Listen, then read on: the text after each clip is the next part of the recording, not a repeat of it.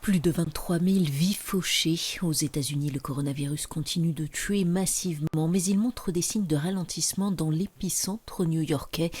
Pour la première fois depuis une semaine, le nombre de décès quotidiens est passé sous la barre des 700.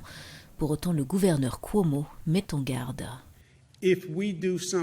Si nous faisons quelque chose de stupide, vous verrez ces chiffres repartir à la hausse dès demain, a-t-il martelé. Le pire peut être derrière nous, il est derrière nous, à moins que nous ayons des comportements imprudents. Et on peut malheureusement inverser la tendance avec 2 ou 3 jours de comportements imprudents.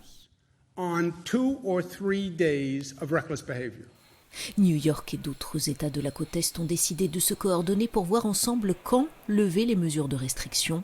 Une initiative qui a fait des émules à l'ouest du pays, mais qui ne plaît guère au président.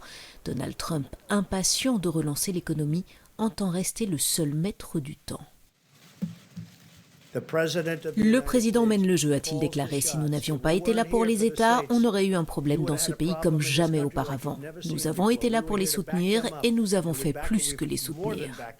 Quant à l'épidémiologiste en chef Anthony Fauci, il est pour l'heure épargné. Ses critiques sur une réponse trop tardive des autorités à la pandémie ont failli lui coûter son poste, mais la Maison-Blanche assure qu'il n'est pas sur la sellette.